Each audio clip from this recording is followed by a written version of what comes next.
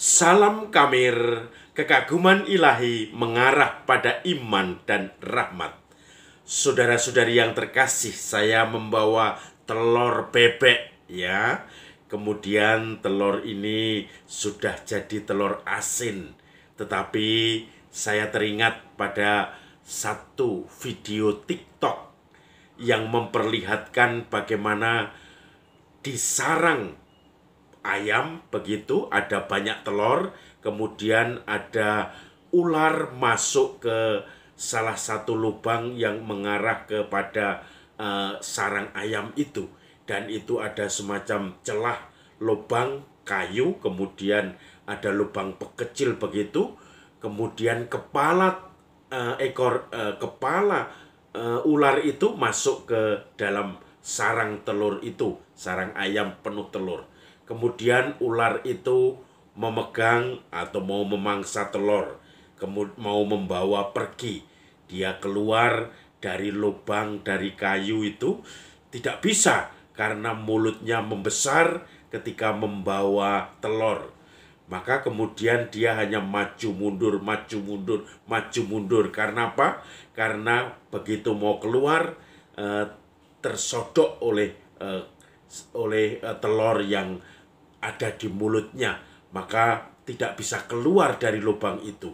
Mungkin kalau ular itu cerdas, dia malah maju, kemudian tidak perlu mundur, dibawa keluar dan dimakan. Tetapi karena dia mau serakah, dia hanya maju mundur, dan tidak mau melepaskan telur itu. Dan akhirnya tentu saja TikTok itu tidak sampai akhir, tetapi kalau saya membayangkan seperti itu terus, akhirnya ular itu pun kelelahan. Mungkin telur dilepas lagi, dia tidak mendapatkan apa-apa.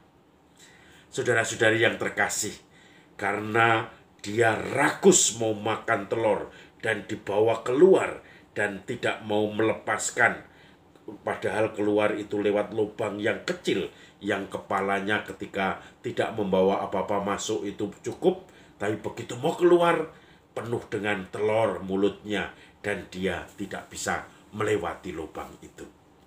Nah, ini suatu pelajaran yang lucu bagi saya. Hari ini kita bersama gereja dan dunia internasional merayakan Hari Orang Sakit Sedunia.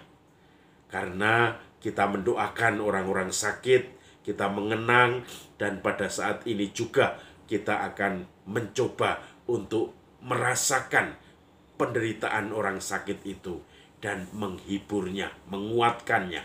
Gereja, terutama di Paroki Pemalang, itu akan memberikan sakramen untuk pengurapan orang sakit setiap misa hari Minggu, dan khusus besok hari Minggu ada misa orang sakit.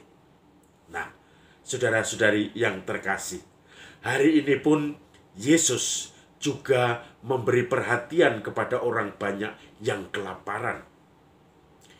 Banyak orang mengikuti Yesus, jumlahnya bahkan sampai 4.000, sudah 3 hari mengikuti Yesus. Maka Yesus menyuruh para muridnya untuk memberi makan. Mereka harus diberi makan. Lalu muridnya, dari mana sebanyak ini? Orang sebanyak itu bisa makan kenyang? 4.000 orang lebih. Lalu Yesus bertanya, apa yang kamu punya? Kami hanya punya 7 roti. Apalagi ikan. Kemudian Yesus memberkati 7 roti itu dan juga ikan yang dibawa oleh para murid, kemudian diberkati dan dibagi-bagi untuk 4.000 orang, dan masih sisa-sisa banyak setelah terakhir. Kelimpahan karena keikhlasan, kerelaan para murid untuk membagi-bagi miliknya. Mungkin ketika dibagi-bagi itu juga, Yesus juga memberkati roti itu, dan juga banyak orang itu juga mengumpulkan roti-roti yang mereka bawa, dan akhirnya mereka makan bersama dengan mukjizat itu. Saudara-saudari yang terkasih, ada satu peristiwa di mana mukjizat penggandaan roti dan ikan itu terjadi, yaitu karena kerelaan para pengikut Kristus. Hanya mempunyai 7 roti diberikan, dan itu menjadi berkelimpahan. Maka kalau kita bandingkan dengan ular tadi makan dengan lahap telur dari sarang ayam, kemudian mau membawa pulang.